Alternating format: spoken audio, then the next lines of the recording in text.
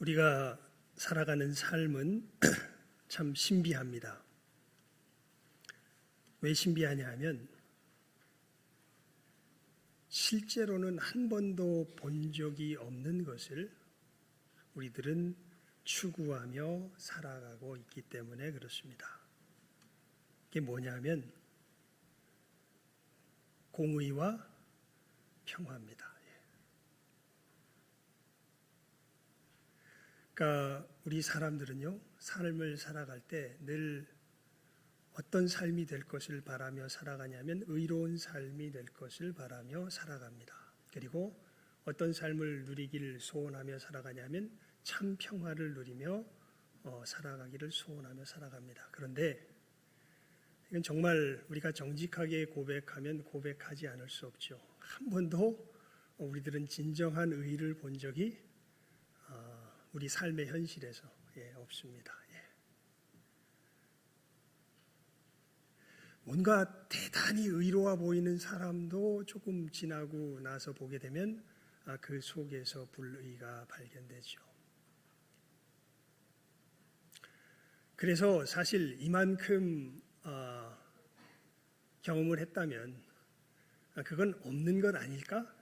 그렇게 생각하며 살아가는 것이 정상일 건데 우리는 그 소망을 한 번도 저버릴 수가 또 없는 것이 우리들의 존재죠. 여러분이 진정한 의가 이루어지고 진정한 평화가 이루어지는 곳, 그것을 정말 자기들 민족의 이 소망으로 소원으로 삼고 살아온 민족이 바로 이스라엘 민족이죠. 그들은 하나님의 나라가 이 땅 가운데 임하게 될 때에 이 진정한 의와 평화가 이 땅 가운데 임할 것을 알았습니다. 이 출애굽의 역사 속에서 또 모진 여러 역사적인 상황들을 겪어내면서 정작 자기들의 실질적인 삶 속에서는 그것을 마치 뭐라 그럴까요? 뿌연 그 거울에 이렇게 비치는 모습처럼 희미한 모습으로밖에는 확인하지 못했지만 정말 특별한 은혜 가운데서 그 나라가 진정 하나님의 역사 속에서 이 땅 가운데 임할 것을 신뢰하며 하나님께서 자기들을 통하여서 그 나라를 임하게 할 것을 기대하며 소망하며 살아왔던 민족들이 바로 이스라엘 민족입니다. 그런데 우리가 잘 아는 바와 같이 여러분, 이스라엘은 그 나라, 하나님의 나라가 온전히 이 땅 가운데 임하게 하는 것이 아니라 오히려 세상 나라에 먹혀서 멸망해 버리고 말았죠. 568년에 바벨론의 침공 속에서 이스라엘이 무너진 후에 그 뒤로 무슨 잠시 독립의 국가를 유지한 때가 잠시 있었지만 사실은 거의 전 세월을 이방의 압제 속에서 불의가 세상을 지배하는 것을 경험하면서 그 속에서 오히려 하나님의 진정한 의의 나라가 임하기를 간절히 소원하면서 살았던 사람들이 바로 이스라엘 사람들입니다. 그래서 여러분, 우리 복음서 보게 되면 이 여자들 이름 중에요 되게 많은, 그러니까 아마 서너 사람 건너 다 아마 보통 여자들이 이 이름이었던 것 같아요. 우리가 잘 알죠. 뭡니까? 여자들 이름 계속 나오는 게 마리아죠. 마리아. 마리아 예수님의 모친 마리아, 또 누구 마리아, 무슨 마리아, 마리아가 엄청 많습니다. 여러분, 왜 그 당시에 그렇게 예수님께서 오실 당시에 마리아가 많았냐면요, 그러니까 이스라엘이 그렇게 의를 구하면서 걸어가지만 자기들도 정작 그 의를 이루지 못하고 오히려 이 세상 속에 불의가 가득한 것을 보면서 어떠한 소망이 오히려 그들 가운데 힘있게 불타올랐냐면 하나님께서 그리스도를 보내주실 것이다. 하나님께서 메시아를 보내주실 것이다.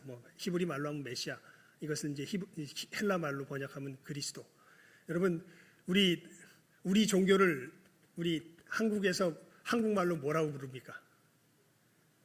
기독교라고 부르죠. 기독.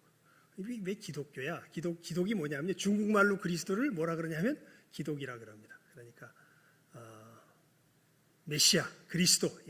오늘 우리 뭐라고 인사하자 그랬습니까? 이거 되게 좀 이상했죠, 인사가.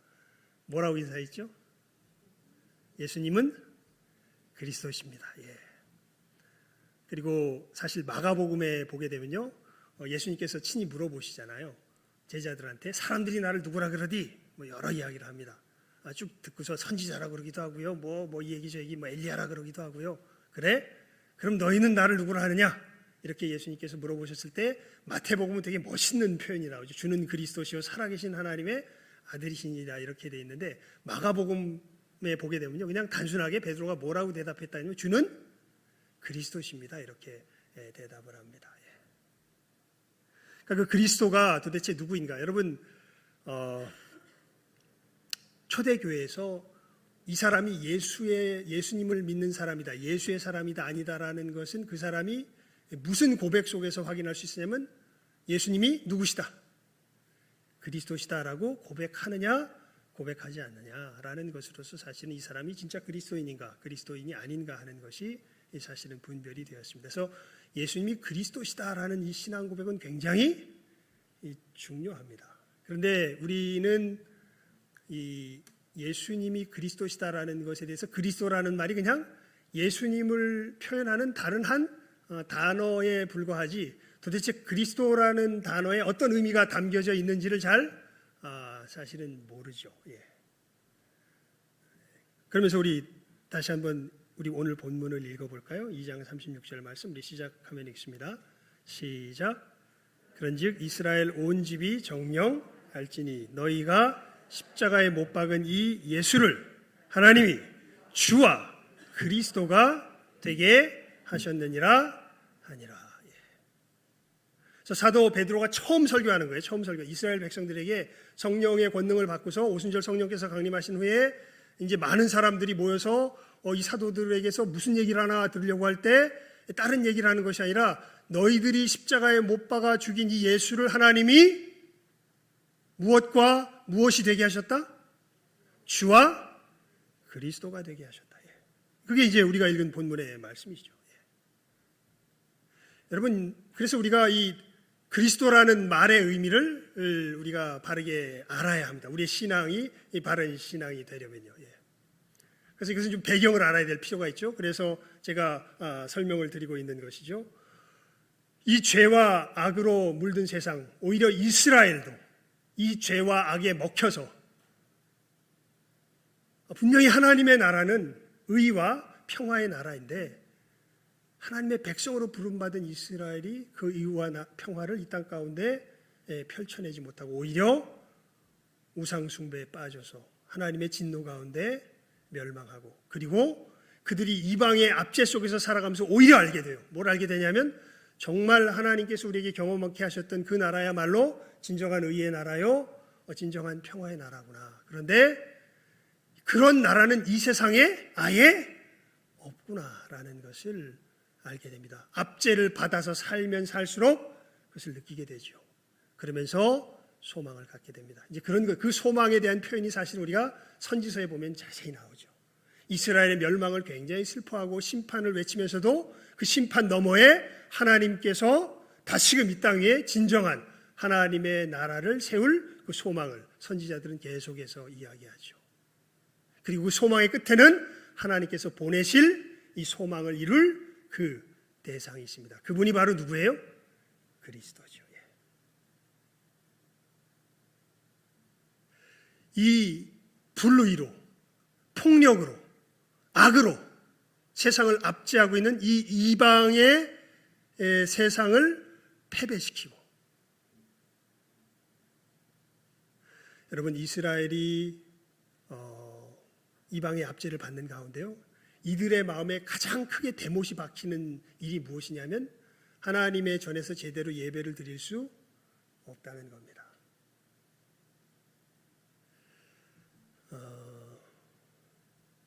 알렉산더가 이 세계를 제패한 후에 자기의 신하들 4명에게 제국을 나눠줍니다.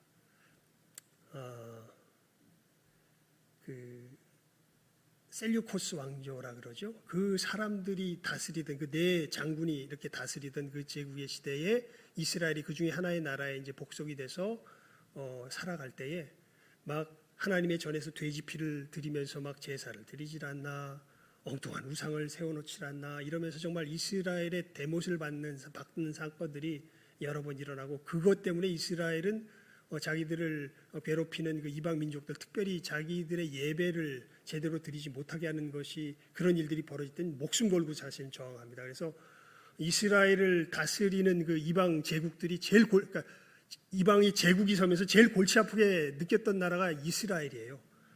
이스라엘 인간들은 이게 목숨을 아까워 안 해요. 특히 하나님을 섬기는 이 일에 대해서 건드리기 시작하면요, 목숨을 아끼지 않고 그냥 엄청나게 저항하기 때문에 다스리기 정말 골치 아픈 민족이 이스라엘이었습니다. 그래서 이스라엘 백성들을 다스리려면 늘 제국들이 누구를 끼고 다스렸냐 하면 제사장들을 끼고 다스렸습니다. 그래서 여러분, 우리 성경에 보면 이스라엘에 여러 파들이 생기죠. 바리새파가 있고 사두개파가 있고, 사두개파 사람들은 신기하게 부활을 믿지 않아요.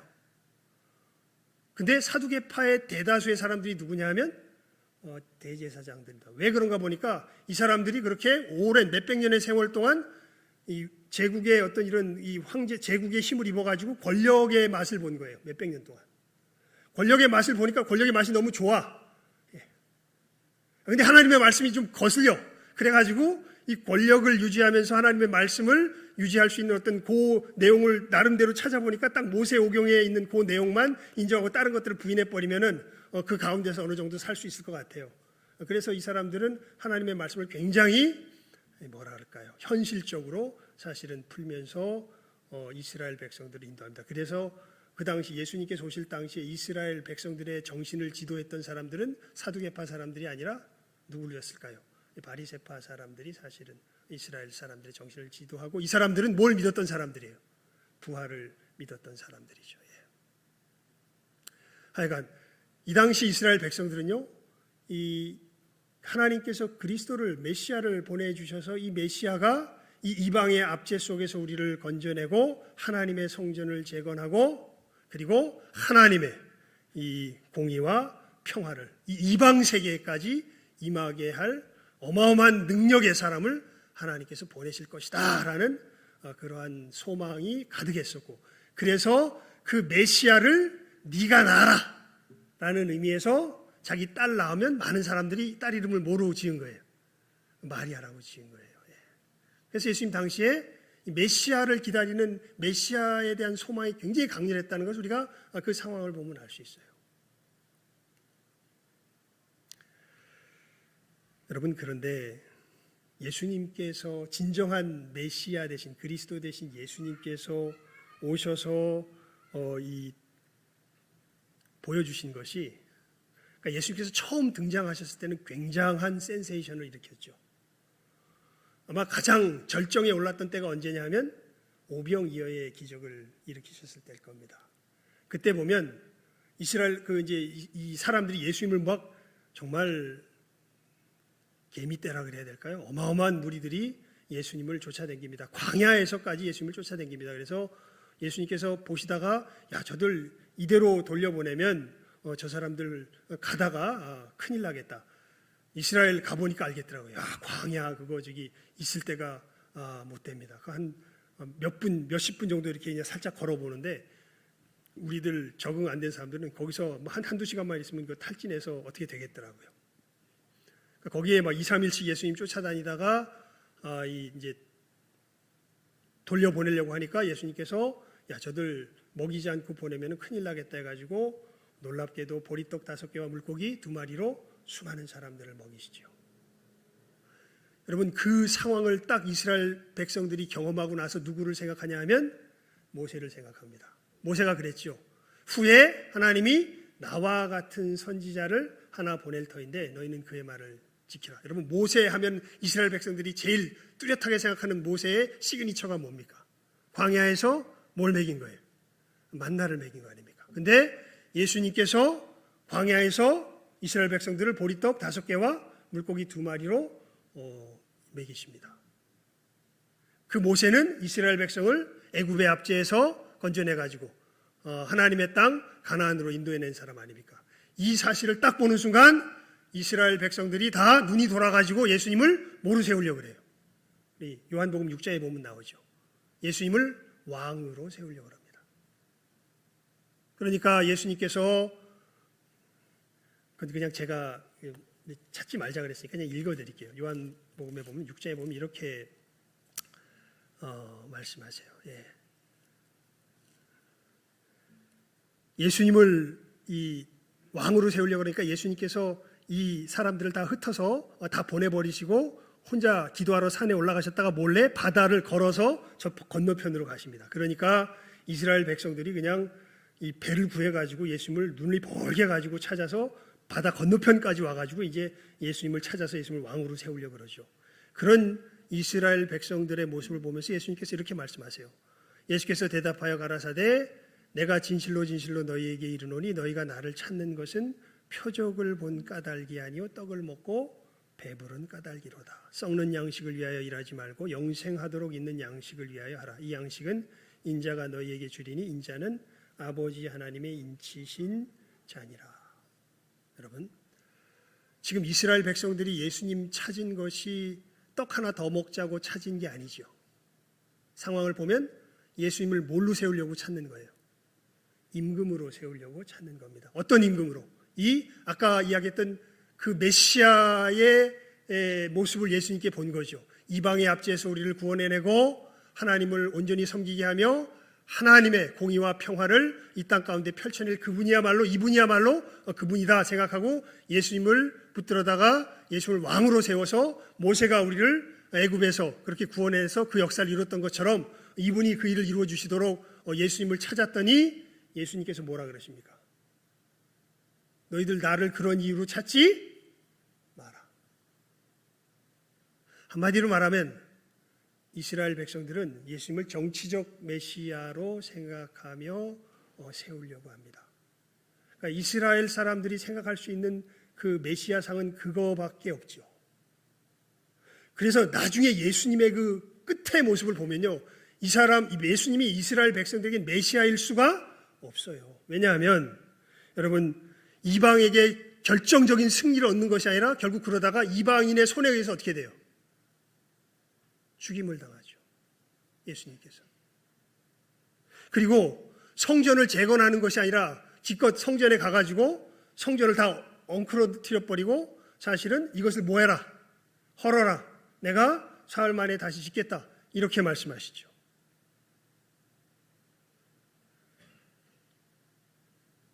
이방 세계에 하나님의 공의와 평화를 임하게 하기는커녕 오히려 이방의 그 불의와 폭력 속에서 그냥 억울한 희생의 죽음을 당하는 게 예수님의 최후의 모습이 되죠.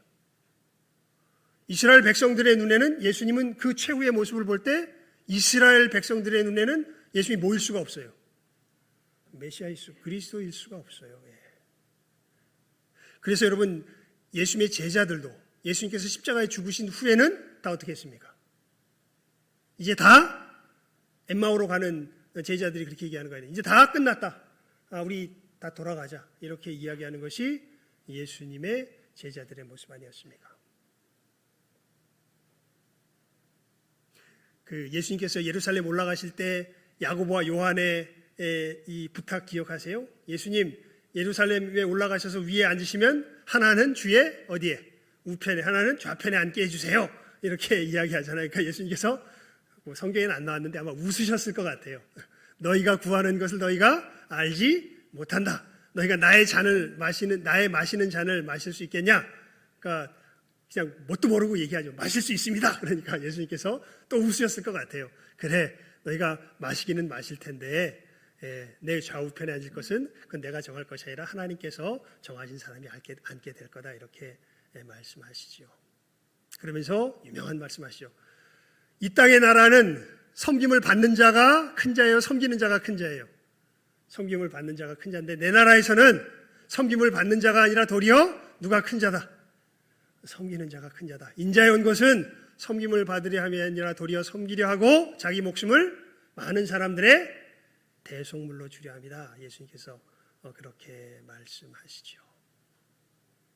여러분, 그러면서 예수님께서 말씀하신 이 메시아로서의 역사는요, 다른 것이 아닙니다. 그러니까 이스라엘 백성들이 생각한 메시아로서의 역사는 어떤 제도를 바꾸는 거예요. 어떤 삶의 환경을 바꾸는 거였어요. 자기들이 이 로마의 압제 속에서, 이 제국의 압제 속에서 우리가 정치적인 힘이 없으니까 성전에서 예배도 제대로 못 드리고 환경이 안 되니까 우리가 이렇게 힘든 것이지, 정말 하나님의 메시아가 딱 등장해가지고 이 환경을 싹 바꿔주고 정말 우리가 하나님을 섬길 수 있는 좋은 이 세팅을 딱 만들어 놓으면 우린 정말 하나님 잘 섬길 수 있어. 근데 진짜 메시아이신 예수님께서 오셔서, 아니, 아무리 너희들 환경이 잘 세팅돼도 너희들은 하나님을 섬길 수 있을까요, 없을까요? 없어요.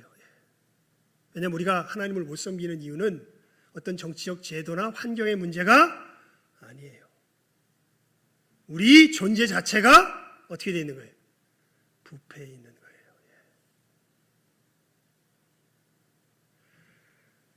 요한복음 8장에 보면 예수님 이런 말씀을 하세요. 이스라엘 백성들에게요. 너희는 너희 아비 마귀에게서 났으니 너희 아비의 욕심을 너희도 행하고자 하느니라. 무지하게 충격적인 말이에요. 이스라엘 백성들을 향하여서 너희의 아비는 누구다? 마귀다. 너희는 마귀 자식이다. 그래서 내 말을 알아듣지 못한다. 예수님께서 니고데모를 만나서 뭐라 그러십니까? 니고데모의 가슴 깊은 질문이 그거 아니에요? 사람이 어떻게 천국에 들어갈 수 있을까? 예수님의 답은 뭡니까? 그러면서 질문이 이런 식으로 돼요. 내가 뭘 하면 천국에 들어갈 수 있을까요? 질문 자체가 틀렸습니다.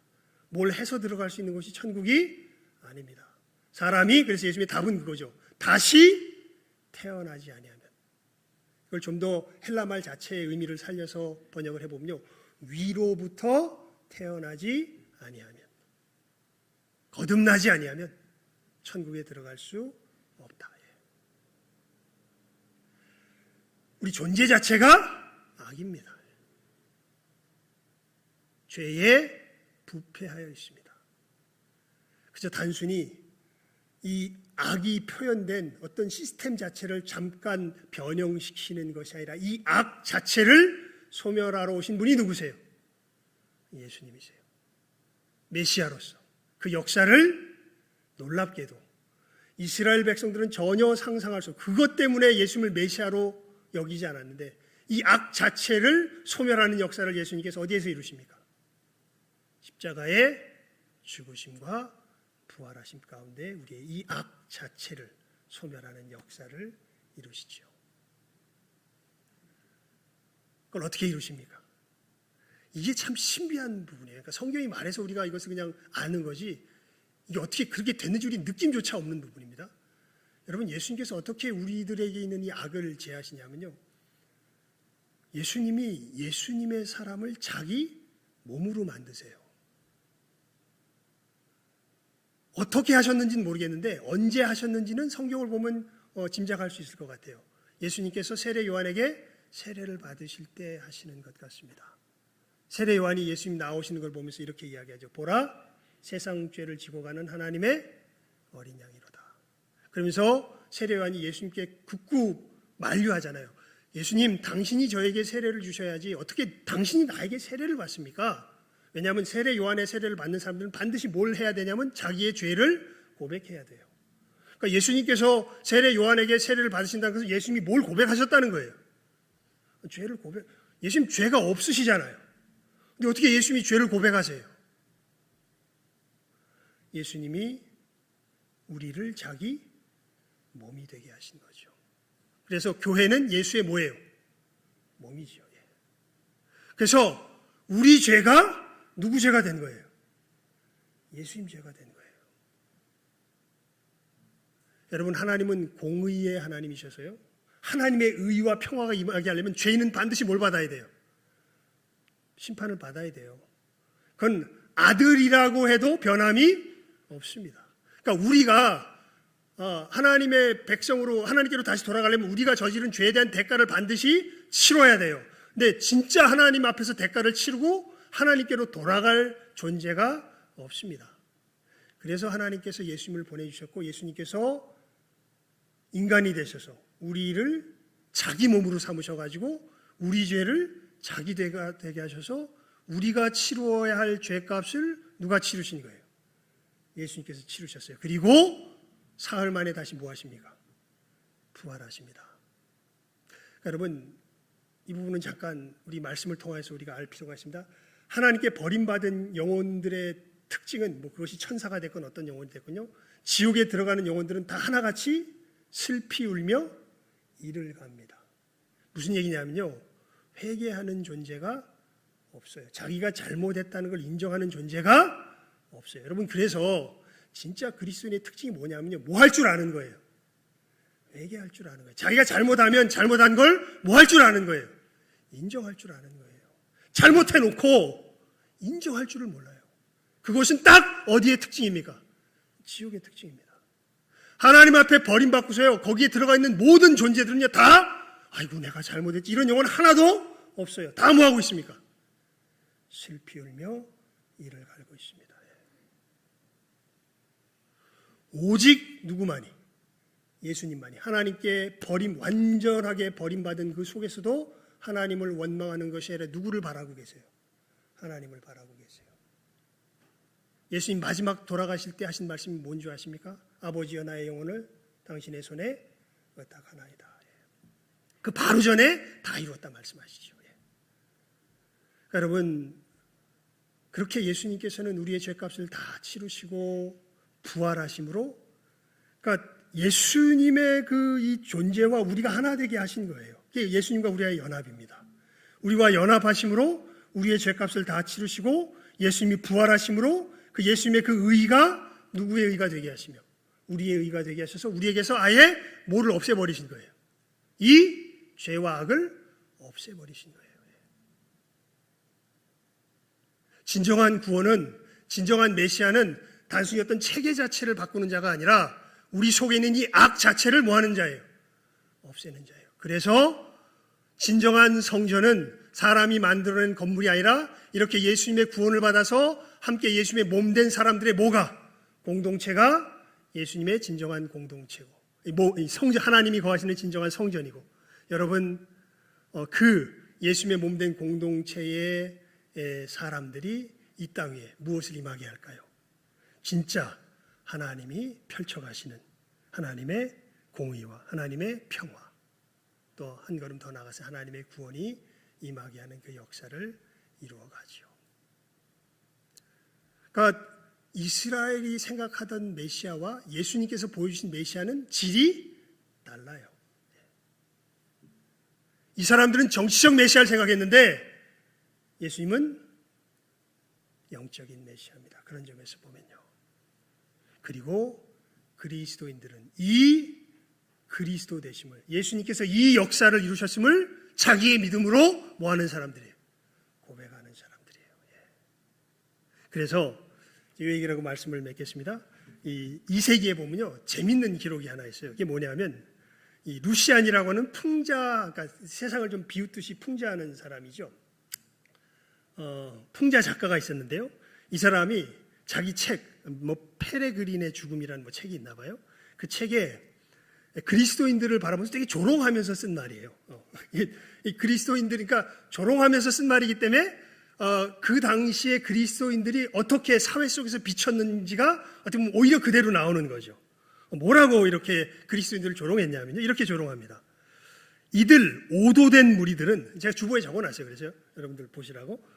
오도된 무리, 그러니까 잘못 인도된 무리들이죠. 이 루시안이라는 사람이 보기에 모두 자신이 불멸의 존재들이라는 확신을 가지고 있는데, 그러니까 이 예수를 믿는 사람들은 자기들이 어떤 존재라고 이제 믿어요? 불멸의 존재라고 믿어요. 그래서 되게 우스워 보이는 거예요. 죽음을 무시한다든지, 그래서 막 핍박받고 죽는데도 미친 사람들처럼 오히려 막 거기서 찬송 부르고 죽질 않나 막 이렇게 되니까 좀 이해가 안 가는 거예요. 죽음을 무시한다든지, 자발적으로 자기 희생을 감수한다든지.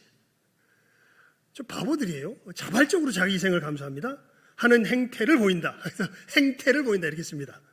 그들은 자신들에게 새 법을 부여한 이에게 깊은 감동을 받은 나머지 기독교로 개종한 바로 그 순간부터 서로를 형제, 자매라 여기며 그리스의 신들, 그 당시에 있는 신들이 그리스의 신들 아닙니까?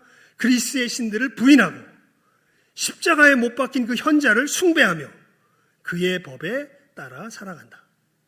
그들은 이 모든 것을 믿음으로 받아들이며 마침내 세속의 모든 재물들을 귀히 여기지 않고 그것들을 단지 공동의 소유로 여긴다. 미친놈들이다. 뭐 이런 식으로 이제 비웃고 얘기하는 건데 너무나 정확하게 그리스도인들의 삶의 모습을 오히려 이 비웃음 속에서 분명하게 보여줍니다. 여러분, 예수님께서 진정한 그리스도, 그러니까 유대인들이 알고 있던 그 정치적 그리스도가 아니라 예수님께서 말씀하신 그 진정한 그리스도인을 믿는 사람들은 이 믿음 속에서 자기 무엇이 변화되는 거예요? 이렇게 삶 자체가 변화되는 거예요. 악이 극복된 삶. 진정한 하나님이 거하시는 하나님과 동행하는 삶. 진정한 하나님의 복이 이 땅 위에 펼쳐지도록 하는 그 삶. 그 삶을 누구를 그리스도로 믿음으로, 예수를 그리스도로 믿음으로, 예수께서 무엇을 행하셨는지를 이 그리스도라고 하는 신앙 고백 속에서 믿음으로, 이 믿음이 이들에게 임하였을 때는 이 루시안이라는 사람에게 이렇게 조롱받는 모습의 삶을 통하여서 하나님의 복락을 이 땅 가운데 펼쳐가는 하늘의 백성이 되는 것이죠. 너무 똑같지요. 그 본질적인 측면에 있어서 보면 이 2세기 당시의 그리스도인들이나 우리가 뭐 얼마나 잘 사느냐 못 사느냐는 우리의 수준에 따라 다르겠지만 우리 속에 주님께서 이루신 이 역사를 우리가 바라볼 때 정말 맞아, 이게 우리들의 삶이지라는 고백이 어떻게 돼요? 절로 나오는 이야기죠. 정말 주님께서 우리를 구원하셨습니다. 구원받은 사람은요, 예수님의 이 그리스도 되심의 능력 속에서, 역사 속에서 무엇을 이기는 자들이 돼요? 악을 이기는 자들이 돼요. 아까도 말씀드렸죠. 여러분, 우리가 이 악을 이김이 지금 우리들의 삶의 현장 속에서는 무엇을 통해서 가장 두드러지게 나타날까요? 우리가 주기도 문으로 고백은 안 하지만 주기도 성으로 이따 찬송 드릴 것 아닙니까? 여러분, 5번째 간구가 뭐죠? 우리가 우리에게 죄 지은 자를 사하여 준 것 같이 우리 죄를 사하여 주옵시며. 여러분, 그리스도인의 그리스도인됨의 가장 분명한 표지가 어디에서 드러납니까? 죄를 안 짓는 것이 아니라 자기 죄를 뭐 할 줄 알고, 시인할 줄 알고, 용서를 구할 줄 알고, 또 용서할 줄 아는 데서 그리스도인의 그리스도인다움이 나타나기 시작하는 것이죠. 그렇게 우리는 하나님의 용서를 오히려 경험해가며, 그래서 우리가 이 땅 가운데서 그리스도인으로서 아까 우리 김은종 장로님 기도했지만 넘어질 때가 많잖아요. 베드로도 넘어졌는데 우리도 자주 넘어지잖아요. 근데 오히려 예수님께서 이 모든 죄를 사하시며 우리를 그 넘어짐 속에서 죄를 고백하며 그 십자가의 보혈의 은혜를 받는 가운데 죄사함의 은총을 받으며 하나님께서 나를 사하셨음을 오히려 깨달아 아는 가운데, 그래, 이 예수님의 은혜로 내가 하나님 나라에 들어가게 되는 것이구나. 그리고 내 주변의 형제와 자매들이 내게 죄를 범하였을 때 주님의 마음을 가지고 이들을 용서하면서 살아갈 때 내 안에 예수님께서 계시는구나. 우리가 이 믿음과 소망과 사랑의 삶을 이 땅에서 훈련하여 나아가며, 그래, 주님 오실 그날이 되게 되면 이 모든 우리들의 부족한 것들이 다 말끔히 정결하게 되고 그때는 온전한 삶을 살아가게 되겠구나. 지금 여기서 우리가 이렇게 믿음으로 한 걸음 한 걸음 분투하며 살아가는 이 소망과 사랑의 삶을 이제 그날이 되면 온전하게 누리게 되겠구나라는 것을 소망하며 살아가는 사람들이 바로 그리스도의 사람들이요, 예수께서 누구시다, 그리스도시다 라고 고백하며 살아가는 사람들의 모습이 되는 것이지요. 이 시간 함께한 우리 모두가 진실한 마음으로 예수께서 그리스도 되심을 고백하며 이 천국의 삶을 이 땅 가운데서도 한 걸음 한 걸음 살아가시는 모든 복된 그리스도인들 될 수 있기를 주님의 이름으로 축원을 드립니다. 기도하겠습니다. 하나님 아버지, 감사합니다. 우리들에게 주님께서 그리스도 되심이 어떠한 의미인가 하는 것을 오늘 말씀을 통하여서 저희들 상고케 하심을 감사를 드리옵나이다. 하나님, 주님께서 우리를 악에서 건지셨습니다. 주님께서 우리를 하나님이 거하시는 성전이 되게 하셨습니다. 주님께서 사람이 만든 것이 아니라 하나님께서 이 땅에 펼쳐가시는 그 진정한 의와 평화를 우리들로 누리게 하심을 저희들 예수님께서 그리스도십니다라는 고백 속에서 담아 고백하는 것이 바로 우리의 신앙인 것을 오늘 말씀을 통하여서 살폈습니다. 하나님이 진정한 신앙 고백이 있는 이 시간 함께하는 우리 모든 귀한 영혼들 다 되게 하여 주시옵소서. 정말 예수를 그리스도로 고백하며 주님의 그 다스림 가운데서 이 땅에서도 이 천국의 삶을 나의 삶의 현장에서 하나하나 믿음으로 순종하며 실천하며 걸어갈 줄 아는 귀한 영혼들 다 되게 하여 주시옵소서. 하나님 정말 그래서 이 루시안과 같이 세상 사람들이 우리를 조롱한다 할 때에도 주님의 모습을 분명하게 그 조롱 속에서도 드러낼 수 있는 우리 복된 한 사람 한 사람 다 되게 하여 주시기를 간절히 바라옵고 소원하오며 모든 것 예수님의 이름으로 기도드리옵나이다. 아멘.